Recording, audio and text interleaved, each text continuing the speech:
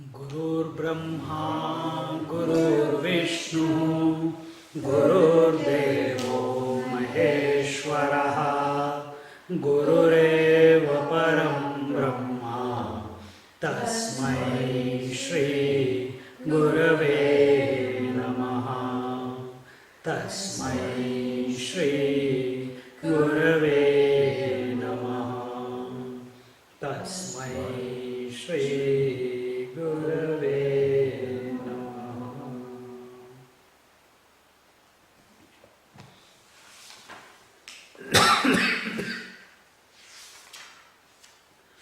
We were on verse number 8 of the third section of the first chapter.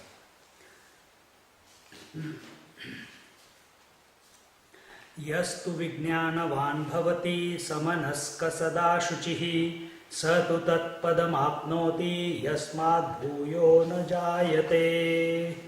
But he who is intelligent, ever pure and with the mind controlled verily reaches the goal from whence none is born again. And here it is not what you call,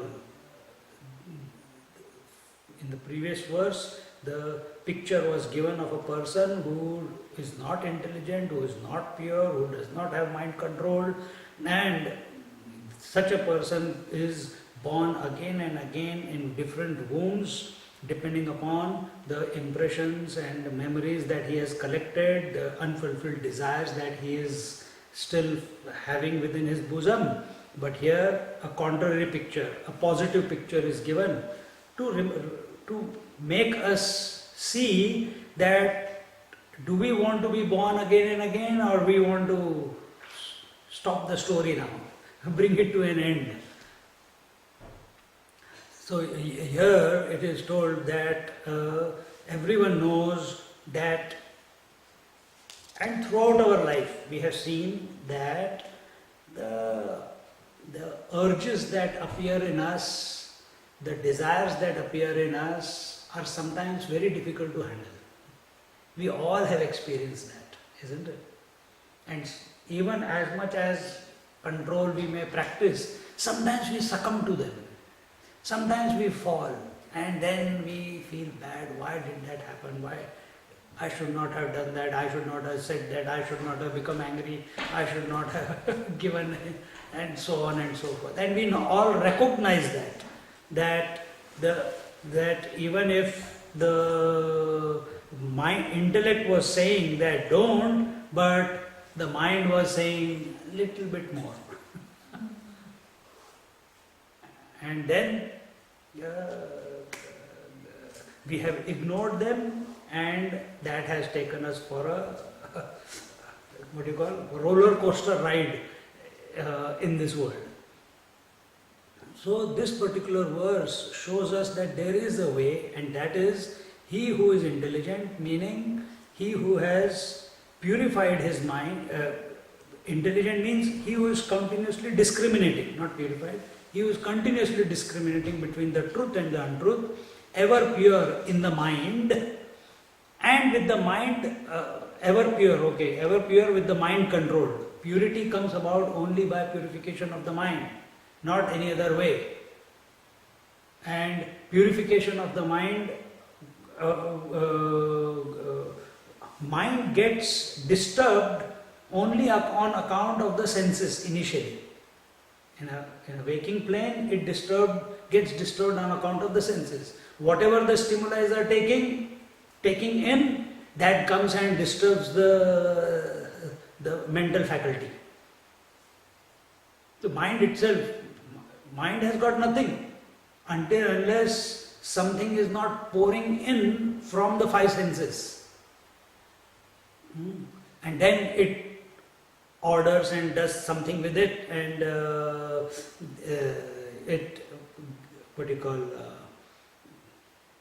I'll explain that in the next verse or the verse after. What happens when you go through that? So here it is just pure, and eventually a person who has controlled his mind and the one who has who is practicing discrimination, yasmad bhuyo na jayate. Such a person is never born again. And during and only a person who is born again, who is born, for him there is birth, growth, disease, decay and death. For the one who is not born again, he is established in that infinite glory that is his essential nature. And that tat padam, here the word used was satu tat padam apnoti yasmad bhuyo na jayate. Having controlled the mind and having purified the mind and having the intelligence to discriminate, such a person reaches the ultimate goal, tat padam, that goal, that destination, and merges into that destination or becomes that destination. And therefore, having gone there, there is no question of coming back. Because why they are saying there is no question of coming back? Imagine then what is the difference between this fellow and the previous fellow who did everything wrong and was coming back, and you do all the exercises of mind control and coming to satsangs and controlling your mind and making it single pointed on the truth, and then you find again you are born, again to go through birth, growth, disease, decay and death, again to go through next life, again you have to control your mind and again do all the exercises, and maybe you succeed next life or maybe you don't succeed, who knows? So to tell a person that once you do this and once you know the goal, once you reach the destination of the Supreme Self, from then onwards, for such a person who has realized, for such a person there is no rebirth again. That is that you can call it, that is a blessing that is being given by the Supreme, that you will not be born again. And this way, it is not that you know the truth and then you come back again. No, I know a little bit, I just touched it and came back. It's a foolish idea. It does not happen that way. Either you know it or you don't know it. The example taken is that there is a rope and a serpent. And when you see a serpent, are you seeing the rope? No. And when you,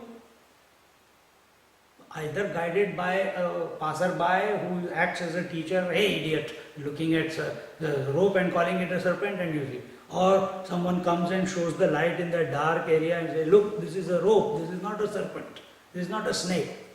Once you know that it is snake, once you know it is a rope, will you know it is can you see a snake after that? Can you? Never. No, not even by mistake. So, once you know the truth, there is no question of knowing the world. As long as you know the world, till then there is no question of knowing the truth. Be very clear about this. You cannot have, I know the truth also, and this world is also the truth. No, don't fool yourself. You have to rediscover this same world as the truth, but for that, these eyes are not required. It's the eye of the intelligence, it's the eye of the intuition, it's the eye of the Supreme, the third eye that they call. That is required. And realized masters also live in the same world, but their experience is nothing compared to what we are experiencing. So, but they are living and they say that the world is same, but what are you then? Are you Ramakrishna Paramahamsa? Are you Raman Maharishi? Just because we have read their book, so we start saying that? No, we are not that. Become that first and then you talk, no problem. So, remaining as a conditioned entity, having an intellectual conviction about the truth, but having no experience of the truth, you are still in the conditioned existence. You cannot have a glimpse of the reality and have and maintain all the relationships and all the desires of this world and all the varieties of this world. It is impossible. Cannot. There is a total transformation which takes place once you know the truth, once you abide in your Supreme Self. And that is of total acceptance as I can't even use, I'm using this, that total acceptance of everything as I. You come to this unshakable conviction without a thought that you alone are, I am, and that's it. When you see everything, I've given this example before at the body level, when you look at any limb of your body, the experience is I am.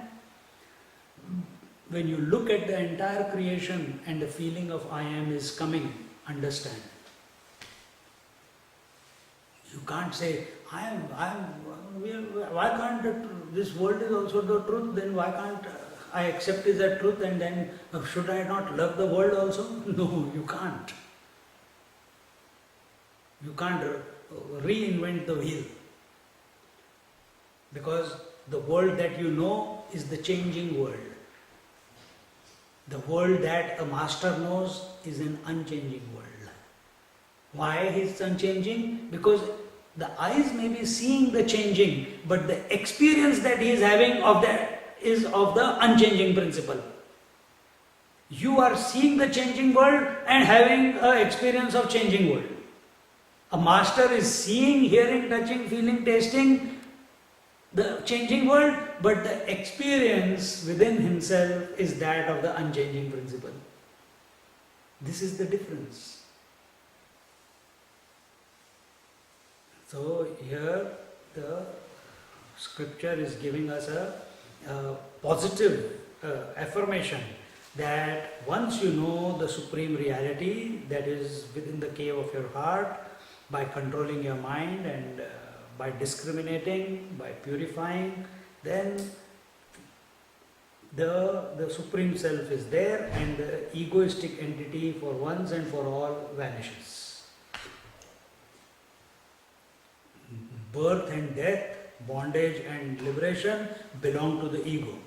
For the reality, it just is. Vijnana sarathiryastu mana pragrahavan naraha sodhvana paramapnoti tad vishno paramam padam. Here in the 9th verse, the man who has intelligence for his charioteer and the mind as the well-controlled rein, he attains the end of the journey, that supreme place of Vishnu, the all-pervading Atman. Once again, he is reiterating. What is that? The man who has intelligence. What is intelligence?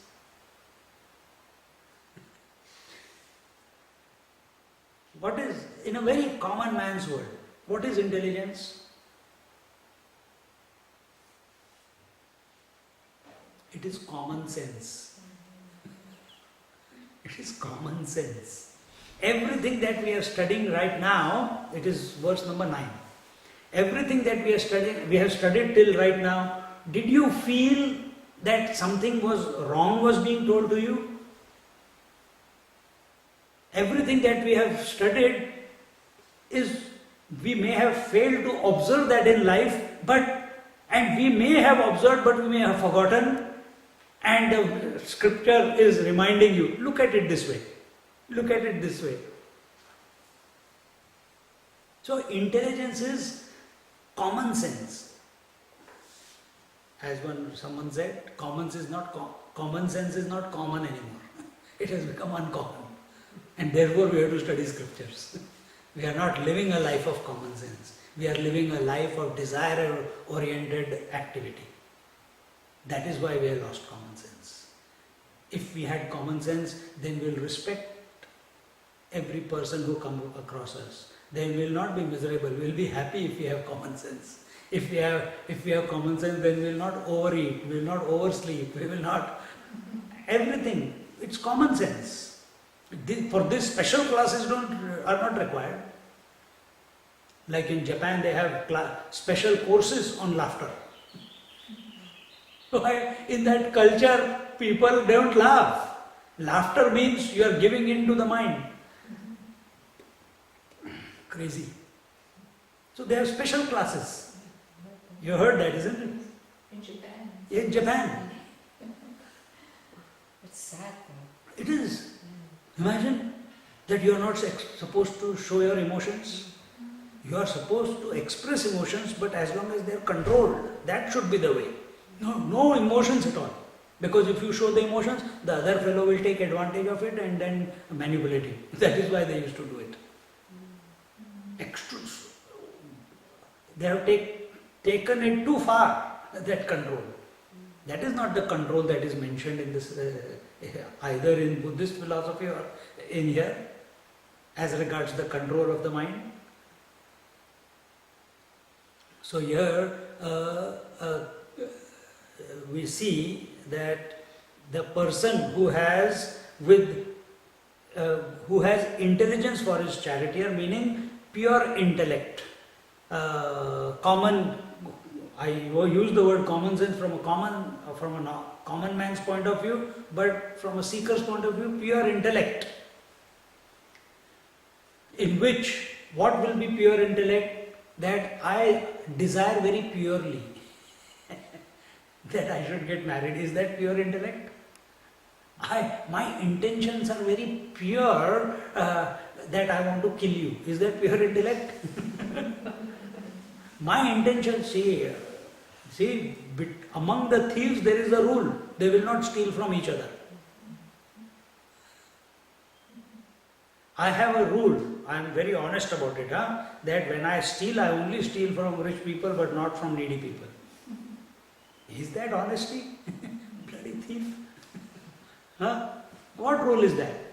So, pure intellect does not mean like this. Pure intellect means where in the intellect the thought about the reality is the only thought. That is purified, the most purified intellect. When no other thought is disturbing you, continuously every thought in your intellect is moving towards, directed towards the cave of your heart. That's all the intellect can do. It cannot enter into the heart. The cave has to open up. And the self has to reveal.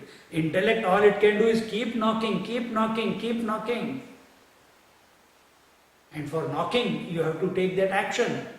And the action of the intellect is think about the cave of the heart again and again, again and again, again and again. And as a result, the mind becomes well controlled, that is, the reins become well controlled, and such a person eventually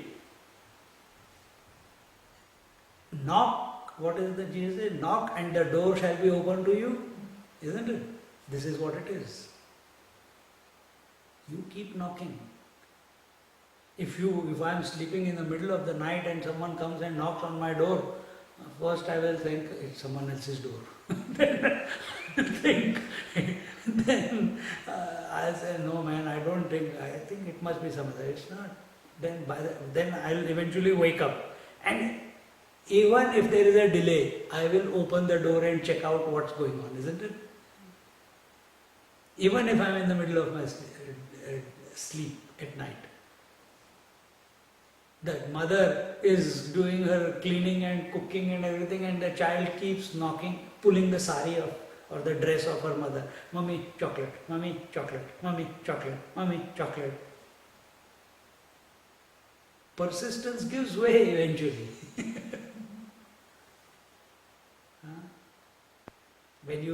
I gave this example, when you keep chiseling at the stone, some image will come out of it, isn't it? And what will be the image that comes out?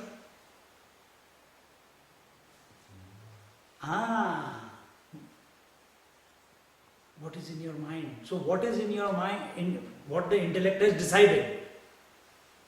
Mind will add the faith to it that yes, it will come out. It will have the belief, it will have the emotion attached to that conviction. But is there an image? It's just a block of stone. And what if he wants Krishna, then Krishna will come out. If he wants Rama, Rama will come out. If he wants total mind will come out. If he wants the heaven, heaven will come out. If he wants the truth, that also will reveal. Isn't it? This is the consistency of purpose. This is the consistency of our intellect, which can make or mar you. You can achieve the greatest in life, or you can just be another person in this planet.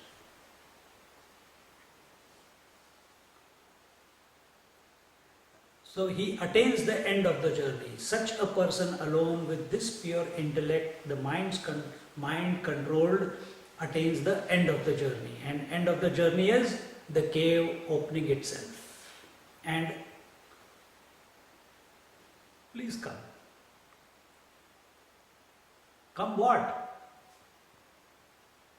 But you cannot come by yourself. You have to leave that desire out there only. Then who enters? This is just an idea I am presenting. It is not like that.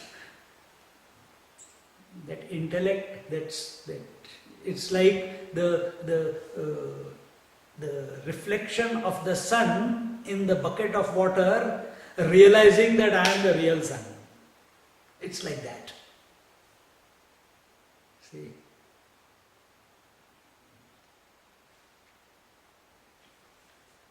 So, that supreme place of Vishnu, and once you merge into that or rediscover yourself to be that supreme being who is in the cave of your heart, that's the place. You can't look. You can't search for him in your knee. You can't search for him in your neck. You can't search for him in your back. You have the only place for him to search for the reality. There is a location for everything. Eye has a location, brain has a location, ears, listening has a location. So what is the location of the intellect? In the cave of the heart. Sorry, where is the location of the cave of the heart? In the intellect. And when that absorbs you or you glide into it, then what? You become that person who has merged, becomes that supreme place of Vishnu, the all-pervading Atman. The one who becomes one with the reality becomes the all-pervading principle himself. See? Vishnu, the one who is pervading everything or has entered into everything. That's the idea that is presented here. And that is the all-pervading Vasudeva, the Paramatman, and in this manner, the 9th verse concludes and we get into the 10th verse. And this 10th verse is now two verses are given, and they can be the meditations for us on the seat of when we sit for meditation.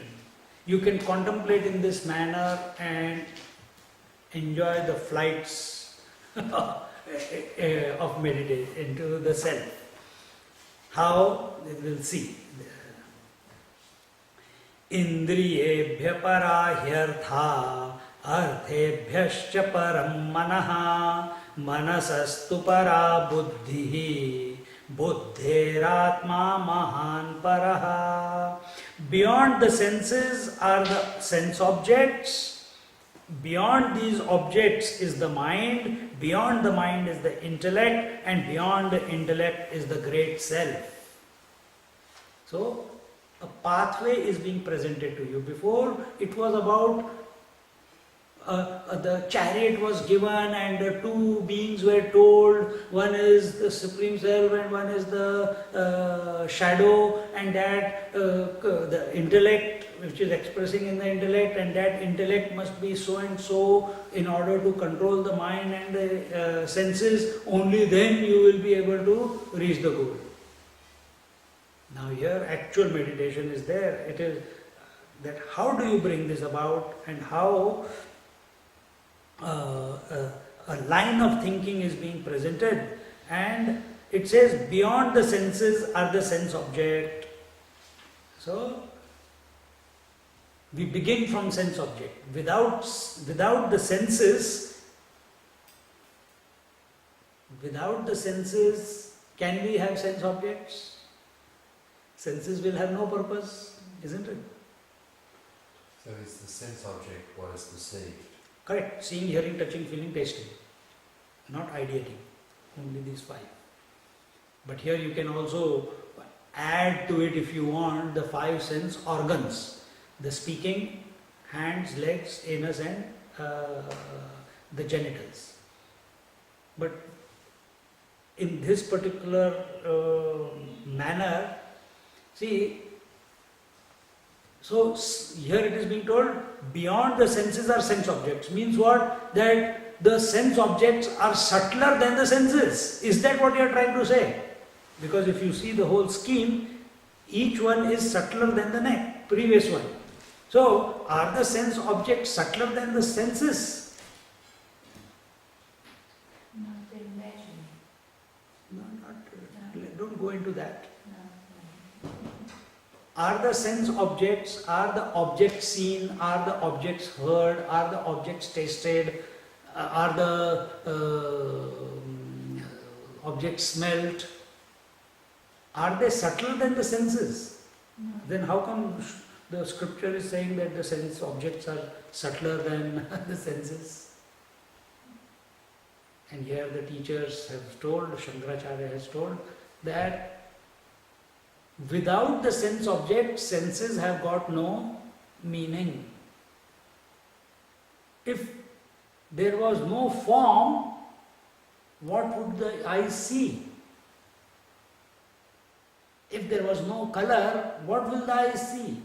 If there was no sound, what will be the ears hear? There was no need. Then the creation will have to reorganize itself and create a human being without ear. That's how the evolution works. Isn't it? Because they evolve, if surroundings change, the animal will Correct. evolve too. Yeah.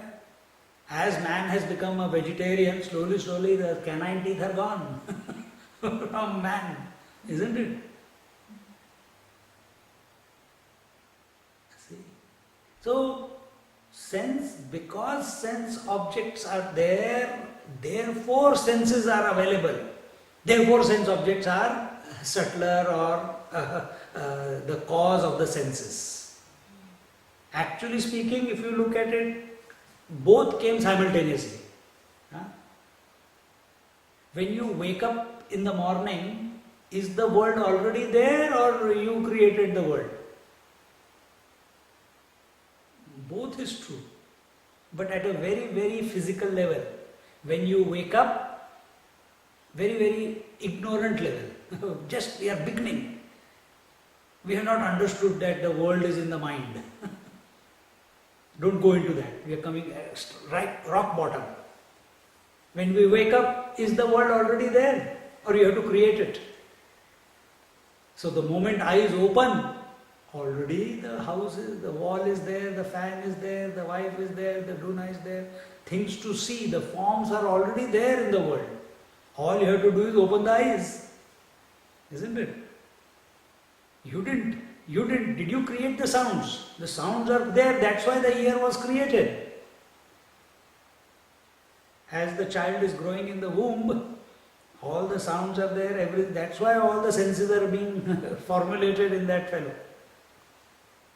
Therefore, senses, beyond the senses are the sense object, and beyond these objects is the mind. Objects have got no meaning, these stimuli have got no meaning if there is no mind.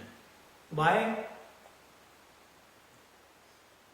What will be the purpose of these sense stimuli to enter through the sense organs? And then what? You are looking at me right now. Are you, when I say sense stimuli are entering into the sense organs, do you understand what I am saying? They are continuously offering themselves. Swaha, swaha, forms are offering themselves to the eyes, sounds are offering themselves to the ears, and so on. But for what purpose? For what purpose? And many of those stimuli are unwanted also. But they are coming in. You are listening to me, but if any other sound comes around, you take in that also. Excuse me. See?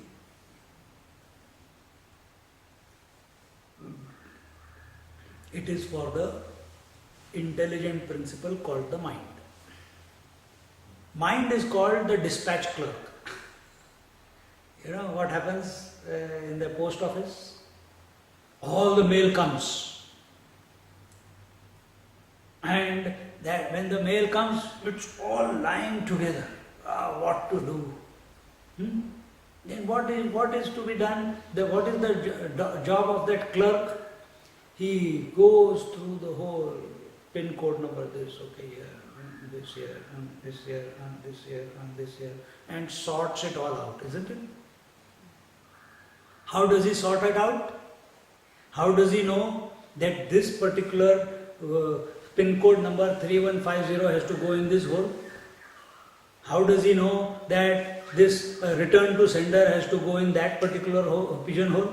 How does he know this? Someone must have told him, isn't it? Based on memory? Basically what this mind, this dispatch clerk, the mind does is sorts out all the information that comes in through the senses, the objects of the world that come in, it sorts it out, seeing, hearing, touching, feeling, tasting, and then their combinations based on the memories that it had. And now, but then what? It can't make any decisions. It has to go to its superior. And after he has organized the whole thing, he presents the case file to the intellect. And then the case file looks at the intellect, the director looks at it, he says, Acha, what is this? He is not going to collect all the data, intellect. He also is smart. He looks at it and assesses that that case file which has been presented, and how does he assess? He assesses it on the basis of past impressions. He assesses that and reformulates the conclusions.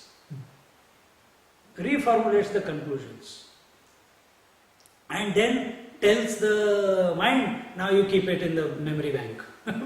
So, where similar memories have been stored, there this file also goes. So, every time I am seeing you, people, every time it's a new experience, every time it's a new interaction, every time it's a new dialogue which we have with each other. So, how do I remember that what has happened? So, every time a new data comes, it is the intellect is deciding, okay, it has gone into the bank vault or the memory vault of Lewis, or memory vault of Stanton, or of Lalita, or of Food, or of what? So many vaults are there. And based upon those vaults, now the senses are re-educated. The mind is re-educated by the intellect. Now, based on this new information, you think and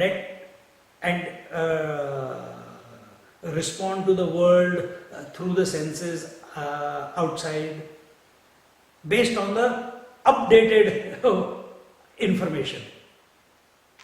This is how the whole mechanics is going on inside. This is how you have become what you have become today. As a child also you collected a lot of information, the mind was there. It also did the same thing. At that time, the concepts of the intellect were different. As a youth they were different, today they are different. continuous updating is going on, whether you like it or not. That updating is for the good or the bad, pleasant, that you decide. If you go after the pleasant, that updating will be okay, because mind does not have any his own agenda. He will just follow the dictates. And that dictates will come from the intellect. If the mind is saying, hey, I decided to go to the pubs from now. Just now this fellow, he met me. He says, Swamiji, for 27 years I am a vegetarian. I said, fantastic. I said, now what? He says, now I started drinking and eating meat.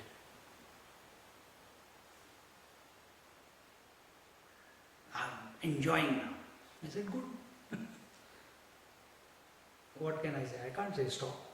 Why did you start? No, I don't know. I didn't want to go into it. So, you have had a good habit, now you want to break it up. The path of the pleasant. I am missing out on something. Not the path of renunciation.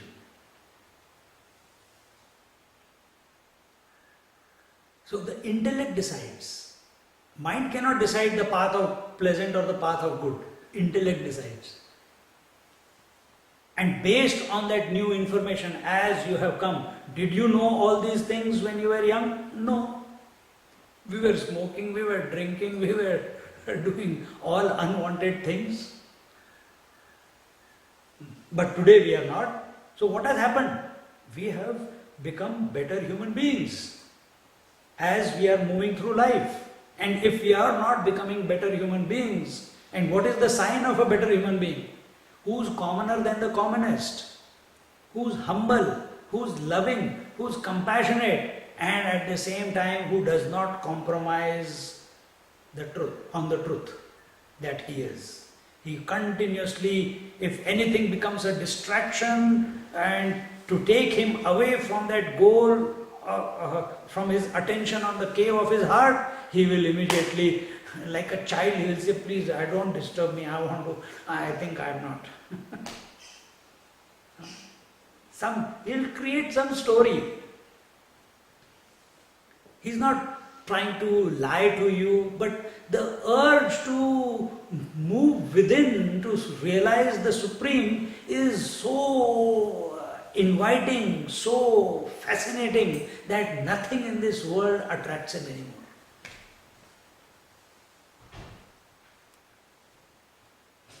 So, Indriyebhya parahirtha arthebhyascha param manaha manasastu para buddhi. Subtler than the mind is the intellect, and buddhir atma mahan paraha. Then the subtler than the intellect is the great self. The great self is the total mind, where God expresses. So this is the journey. And a person who has, now you think about this, sit on the seat of meditation, start because of the and take one thought and see its journey. It will come from the outside world, it will come to your senses. If there is, you see something, wall, close your eyes. What was the reason I saw the wall? And just it came. For whom? The mind. Then the mind is thinking, what to do with this wall? You're thinking, and you say, I don't know, why.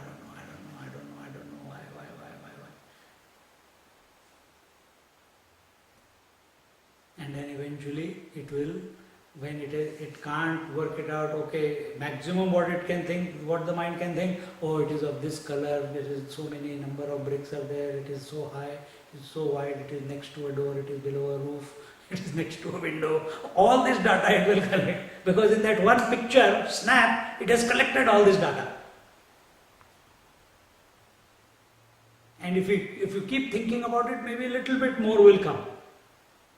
But what to do with it?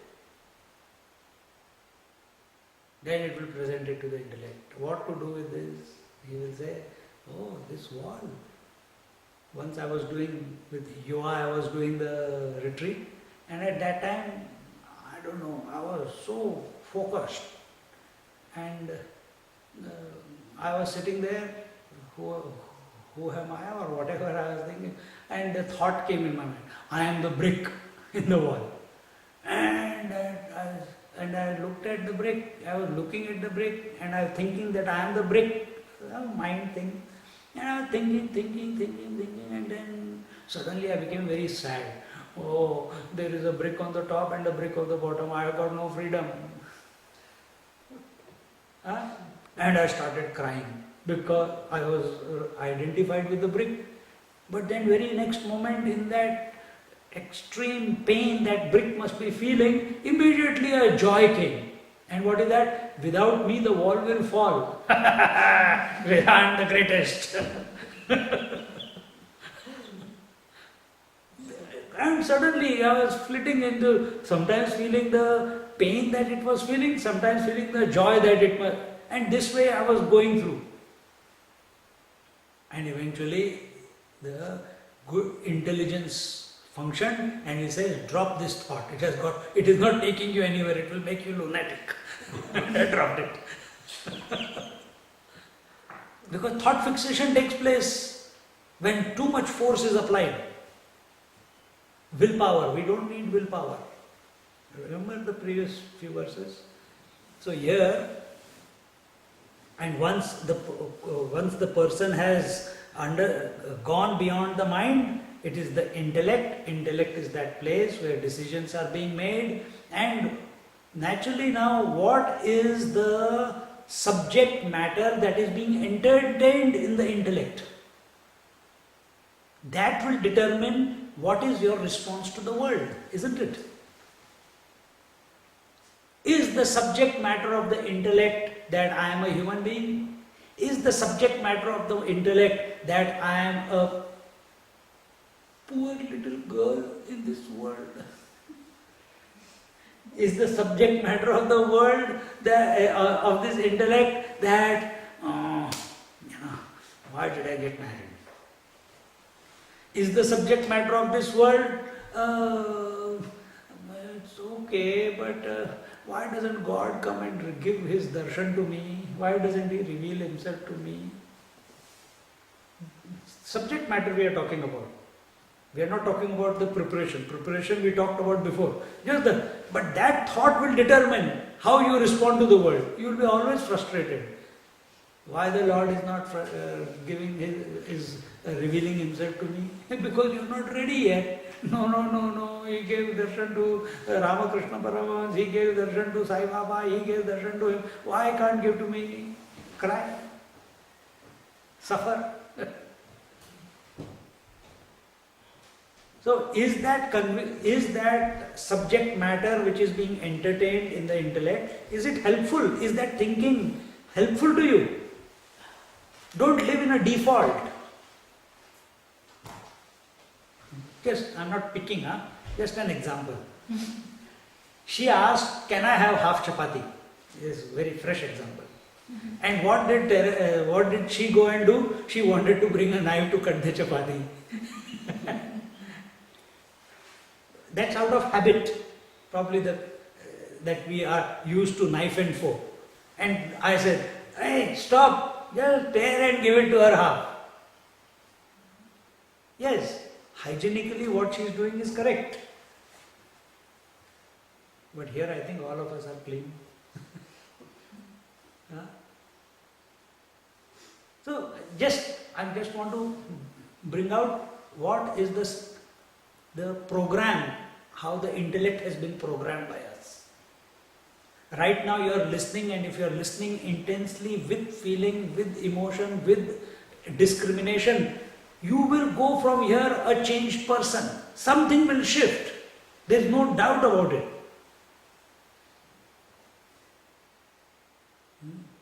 Like I went to one master in India. For 1 month I was studying with him and he was initiating me. Every day he will come, he will put his hand on my head and he will mantras, he will chant. And for 15 minutes he will do that. And then he will say, now meditate and do this type of meditation. I said, okay. Then next day again, 4:30 in the morning, every day. You came to Gujarat with us? Yes. So Girnar, remember 10,000 steps? There was one ashram down there where I stayed. And after 15 days, he says, 12 days. I had decided I'm going after 12 days. He says, you sure you want to go? You can stay. Your progress is going very well. But I had bought a ticket. What to do? Train ticket. So I said, I have already, and my money was finishing because I am not getting any money, no, no income, nothing. So I was thinking, nahi yaar, I have to go, I have to catch a train and I have to go ahead and this and that and everything. All the mind was going through. And I packed my bags. He says, okay, let's see if you go. I packed my bag. I went till the gate of that ashram. And the gate is a long, winding, snake-like road through the trees and about 300, 400 meter long. So the actual ashram gate of the building and everything is after 300 meters from the main entrance. So I walked up till there and then suddenly I said, who cares? I'm trying to save 250 rupees and here is a chance that Swamiji is himself saying, continue to stay for another 10-15 days. I went back. He says, I knew you were going to come. But then he told me, I have given you whatever I had to give you. I have given you whatever I had to give you. Or I have to give you. But now it is up to you how you unfold it within you. That means by regular practice, by regular meditation, by regular control of the senses and the mind, having the right subject matter in the intellect which is determining all our actions, will I reach that goal? Same here. Scriptures is giving whatever it can give us. What we do with this information, oh, what a wonderful scripture it was, Kathopanishad. I studied Kathopanishad. This is the 7th Upanishad that we have done. Acha, 7 Upanishads. And then that person finds you arguing, fighting, desiring, and he says, thank God I have not studied Upanishads. You see? So what is the conviction in your mind that will determine your response to the world?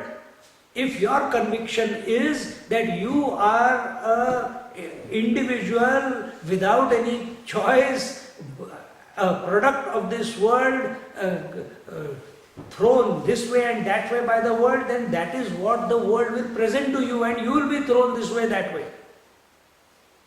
Stop thinking about yourself as that stick in the river which has got no way to reach anywhere, caught in the whirlpool, having no choice. Exercise your choice. Select the thoughts which will determine your actions in life. And the best thought to have in the intellect, or the conviction to have in the intellect, is I want to know the reality that I essentially am. And just lip service to this sentence is not required. And the thought must be backed with your entire being. That conviction should be backed by your entire being, body, breath, mind. Everything should be supporting it. When that happens, then in that journey, such a seeker may reach, if he is seeking, what is subtler than this? Subtler than the senses were the sense objects, subtler than the sense object was the mind, subtler than the mind was the intellect. What next? What is the next subtle thing? It's the total intellect, total mind. When I say total mind, it means mind and intellect together is the total one, and that is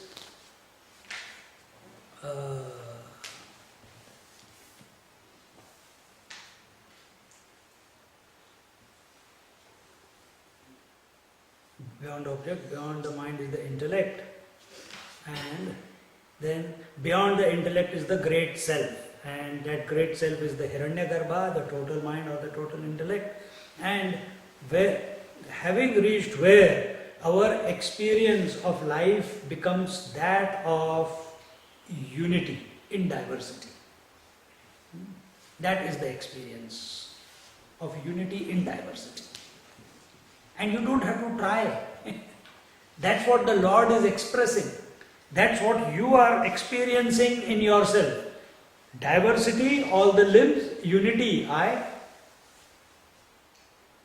The Lord, diversity, the entire creation, which He is pervading, just like we are pervading the entire body. And the experience is I.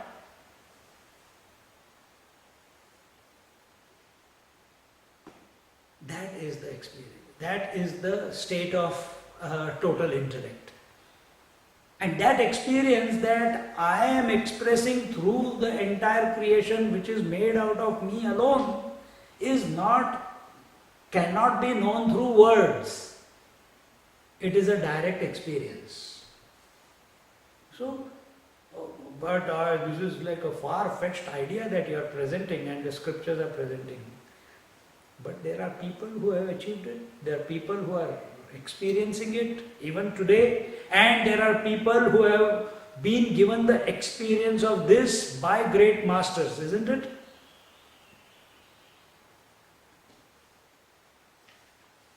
So we cannot deny it. If we haven't had the experience, doesn't mean that it is not possible. Who are you? An insignificant worm on this planet. That's all. Make yourself a god who cannot, nobody can pass you by. Become powerful. And becoming powerful means going beyond the individual intellect to the total intellect. For that, you have to have the conviction that it is possible. I have it in me to get there. It is possible in this lifetime, not next lifetime. And whatever is required to be done, whatever the sense control is required, I am going to do it. But I am going to keep remembering that ultimate goal, and all these things will happen before I meet death. When you have this inner strength and confidence and this conviction in your intellect, you will start living a life towards that goal then. It will automatically be directed.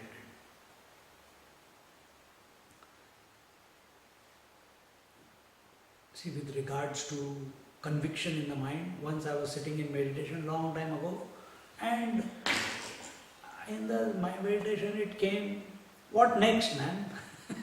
There's nothing. I know I am, what now? But I am, how can I explain it to someone? And I tried to tell my parents, nothing happened, they didn't understand. I tried to tell my sister, nothing. I told my friends, they laughed at me. I said, how do I explain it to people? What I am experiencing, and it's a very real experience. In Samadhi, I am experiencing myself, but I am not able to communicate it to another person.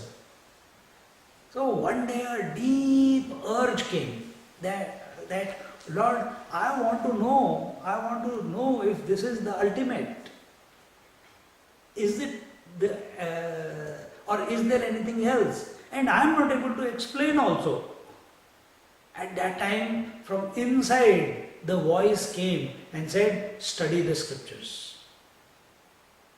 And just this much came, and I forgot about it, and I came out of meditation, again went to work, everything, but now something is different.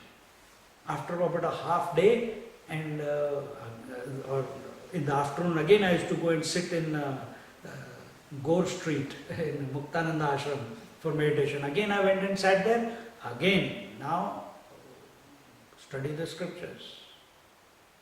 Uncalled, automatically it's coming. I don't even know what scriptures are at that time. And then it won't leave me, that thought. I didn't know where to go, how to, I was busy, my sister's marriage was going to come and we had to collect some funds for the marriage and this and that. So we were busy in that. And all the events that happened afterwards, I cannot say that I decided those events, brought about those events. But contrary is the truth. As whatever mind believes, that he conceives. Whatever, as the mind, so is the world. Understand? As you think, so you become. So whatever that deep thought came, my intellect must have grasped that, because it was a very pure thing, and the intellect must have said, yes, that's it. But maybe the ego may not want to accept it, but it felt right. And I just kept it there. It was hanging loosely there. But it was the guiding force, and that thought started bringing opportunities in the world. How I can go and study the scriptures, and within 7 months, not 7 months, within 3 months, I was on my way to India. One-way ticket. How, where, when, how did it happen? I still can't work it out.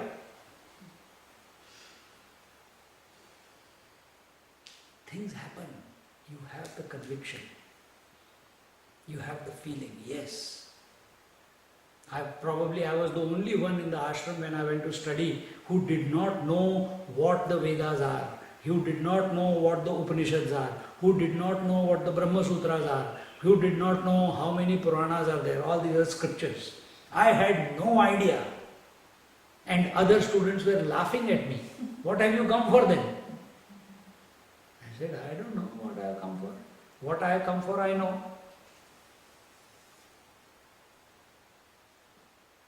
I have to come to study the scriptures. I have to confirm my experience. For them, scriptures. But Anubhavanji had told me, when I went, before I went to the ashram, he told me, come with an empty mind, study for 2 years, go with an empty mind. So I narrated that to my fellow students, colleagues. That Swamiji said, come with an empty mind, study for 2 years, go with an empty mind. And they said, oh, he took you for a ride, man, he took you for a ride. But I know how potent that statement is, isn't it? All this I am telling you, what is the conviction you have in your intellect? That will become the guiding force. The whole world will change to make that conviction become true in your life. But you have to give it enough energy. You have to think about it to the exclusion of everything else.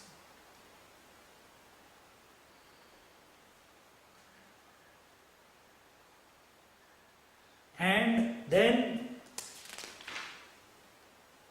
what was the verse? Buddher Atma Mahan Paraha, meaning beyond the individual intellect is the total intellect. Then Mahata Paramavyaktam Avyaktat Purusha Paraha Purushanna Param Kinchit Sakashta Sa Paragatihi. Beyond the great Mahat or the total mind is the unmanifest. And beyond the unmanifest Prakriti is the Purusha, the conscious principle. And beyond the conscious principle there is nothing. Don't keep going. What is beyond? Somewhere it has to end, no? Somewhere it has to stop. Otherwise you will keep going. What is the cause of this? What is the cause of this? What is subtler than this? Once you reach the conscious principle, there is nothing subtler than that. What verse? Verse is on 11.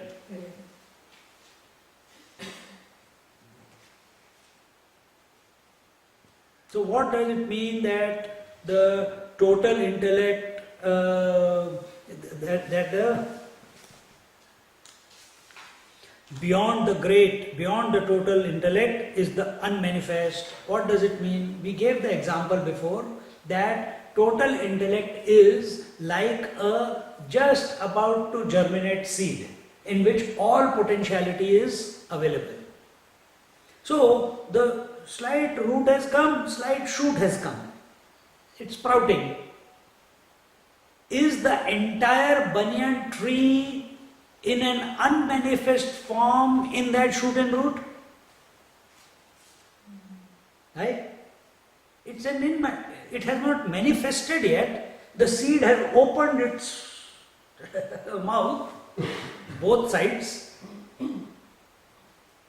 The entire variety, the huge banyan tree with so many branches, such a huge trunk, so many leaves, so many fruits for its lifetime that it will produce, all that is inherently in an unmanifest state in that living seed, not an inert seed, isn't it?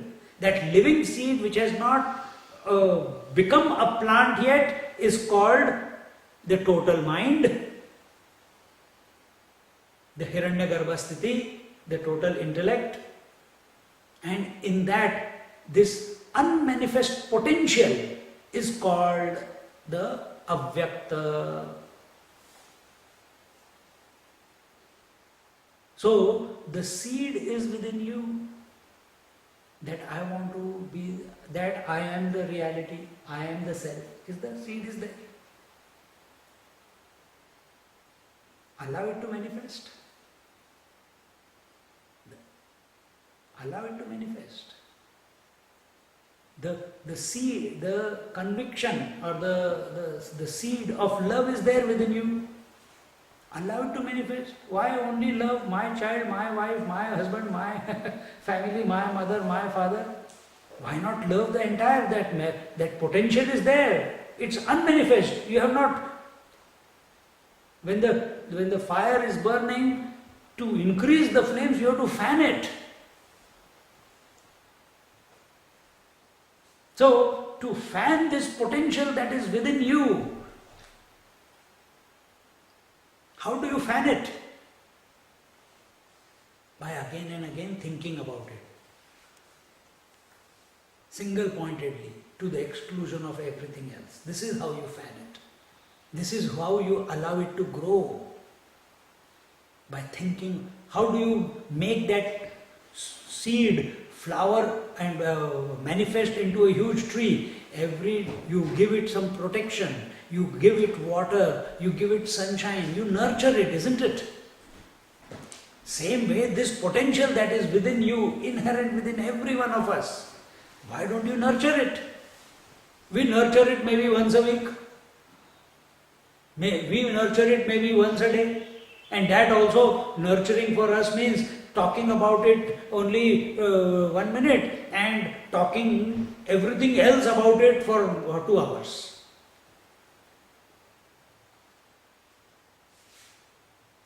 See, nurturing means thinking about it to the exclusion of everything else. A famous example is given. A mother wasp, when it gives the pupae, in the walls, that little bit mud is there. When the baby comes out, she goes and covers it. The baby is able to look only at its mother, and it takes the shape of the mother. Also becomes a wasp. I have seen children who have been watching, the mind is exposed, that young child's mind is exposed to Simpsons. And as they grow up, they are exactly same dialogues come out, the same way of speaking to their parents, to their friends, they are speaking the same way. And I have seen children who have grown up in their childhood with Krishna story or Ramayana story on the TV. Nowadays cartoons are also available in that. And their expression in life is totally different. Why? They have been thinking about the character of Rama or Krishna. The other fellow has been thinking about the character of Simpson. I don't know what their names are, I have never seen it. What are you thinking about all the time? Are you thinking about the truth all the time?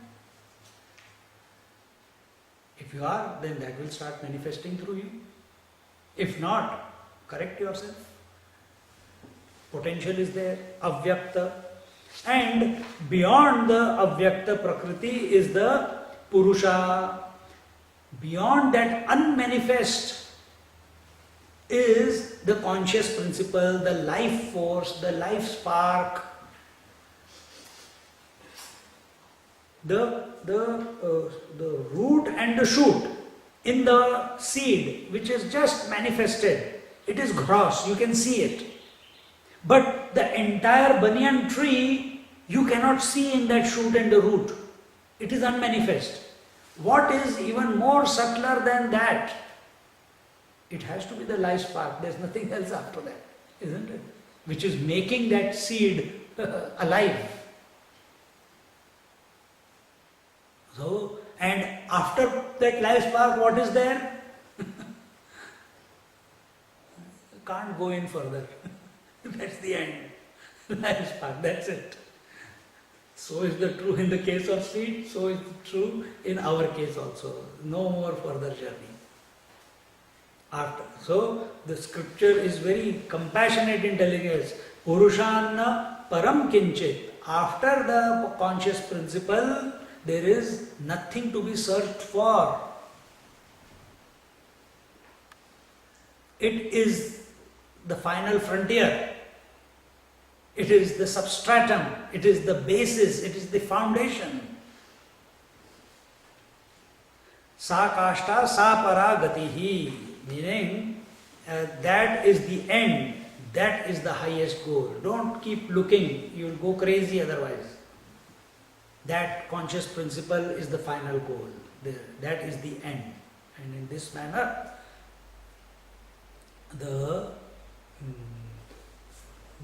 these two thoughts were presented in the where the complete journey from the gross to the subtle was told for our benefit, so that we can take flights into meditation. And now, Esha sarveshu bhuteshu gudhotmana prakashate Drushyate tvagrayaya buddhya. Drushyate tvagraya buddhya sukshmaya sukshmadarshibhihi. This is also very popular verse. This Atman, hidden in all beings, reveals itself not to all, but is seen only by the seers of the subtle through sharp and subtle intellect. Once again, the topic is coming to the sharp and subtle intellect. We will look at it tomorrow. Om Purnamada Purnamidam Purnat Purnamudachyate Purnamadaya Purnamevavashishyate. Om Shanti Shanti Shanti.